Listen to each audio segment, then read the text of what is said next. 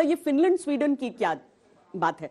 दोनों अब इंडिकेशंस दे रहे हैं कि नेटो में शामिल हो सकते हैं, और अगर रूस यूक्रेन से कर सकता है तो क्या फिनलैंड स्वीडन की तरफ भी होगा? मैं जो इन लेडी ने कहा है उस बात पे ऐड करके इसको कहना चाहूँगा, इन्होंने बहुत अच्छा मुद्दा उठाया है कि एक तरफ ह्यूमन ट्रेजेडी हो रही है ऑफ दिस स्केल, इतने ज़्यादा बड़े स्केल में, और जेलेंस्की जो राष्ट्रपति हैं जिसका राजधर्म है कि वो अपने देश की और अपने जो उनके संसाधन उनकी रक्षा करें, तो आपको ये लगता है कि वो उसकी रक्षा कर रहे हैं? वो तो कह रहे हैं मुझे और वेपन्स दो, मुझे और वेपन्स दो, और मैं लड़ूंगा और लड़ता रहूंगा till the last man standing. लेकिन ये अपने आप में किसी भी रणनीति के लिए आपको नेशनल इंटरेस्ट और आपको अपने फियर को भी फैक्टर इन करना पड़ता है। फियर ये है, डर ये है कि मेरे देश की, मेरी जनता का हताहत हो रही है, तो मुझे क्या करना है? वो बात मैं चिंता उनके मन में जरा भी नहीं देख रहा हूं, क्योंकि हर पार्लियामेंट में जाकर के वो वर्चुअली अपीयर होते हैं और वहां क्लैपिंग होती है, लेकिन जो लोग क्लैप कर रहे हैं उनकी धरती, उनके लोग नहीं मर रहे हैं। फिनलैंड और स्वीडन की जो आपने बात की नाटो में शामिल होने की, अभी एक मोमेंटम बन गया है। लोगों को शायद ये समझ में आया कि अगर हम शामिल हो जाएंगे तो बूट्स ऑन ग्राउंड हमें मिलेंगे, और वो छोटे छोटे देश जो अपने आप को डरा हुआ महसूस कर रहे हैं, लेकिन ये और प्रोवोकेशन बढ़ाएगा। और इस प्रोवोकेशन का, जैसे आप सुनजू कोई पढ़िए आर्ट ऑफ वॉर में, तो सुनजू ने कहा था, उस वक्त भी चाइनीज फिलोसफर है, उसने कहा था कि जब भी आप अगर चाहते हैं शांति हो, पहला बात उसने भी एडमिट किया कि हर वॉर का एक मकसद होता है कि वॉर के बाद एक सेटलमेंट होता है, फिर शांति होनी चाहिए।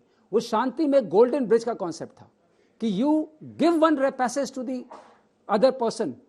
अब वो दिखता नहीं नजर आ रहा है। अब सब लोग विजिट कर रहे हैं, मिल रहे हैं, और लग रहा है कि अब इस युद्ध को चलाना ही उनका धर्म रह गया है। किसी से कोई मतलब नहीं है। ये बूचा किलिंग, ये वो है, उसमें दो चीजें उन्होंने की, वॉर क्रिमिनल डिक्लेयर किया, जेनोसाइडल वो डिक्लेयर किया। जबकि जनरल से ना ये भी कहा जा रहा है कि तो हुई नहीं है। रशिया ने कहा है कि आप इसकी जांच कीजिए, हमने नहीं किया है, ये हम निकल चुके थे उससे पहले, लेकिन उसके बावजूद इस तरह की चीजें, और एक एक कड़ी ऐसी लगती है जो कि युद्ध को लंबा खींच रही है। और कितना लंबा, इसीलिए यहां पर आशंका खड़ी होती है कि कहीं युद्ध का विस्तार तो नहीं हो जाएगा। देखिए, जो आपने पूछा था सवाल, वो बड़ा सवाल है, और वो चीज है जो आप देख रहे हैं फिनलैंड एंड स्वीडन। तो ये चीज 99 में पहले जो 5 कंट्रीज आए थे, नाटो का विस्तार हुआ था, आज 30 है ना।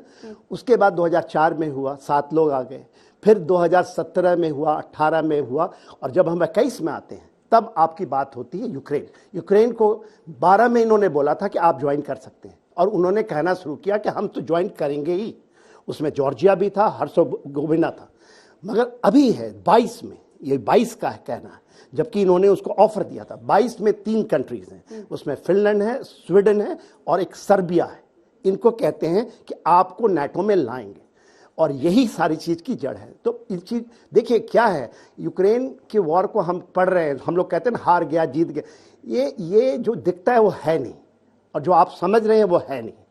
जो मैम ने कहा, ये चीजें नॉर्मल चीजें हैं कि अमेरिका रशिया में, देखिए पूरा विश्व के अंदर में रशिया क्या कर रहा है, और रशिया को समझने की चेष्टा कीजिए। रशिया में यदि आप करेंगे, सर्गेई लाव्रोव चाइना में आए थे और कहा था उस धरती से जाके, भारत में आने से पहले, जब पुतिन का लेकर आए, और भारत क्यों इस तरह से एक्ट कर रहा है, सबसे अच्छे तरीके से चल रहा है।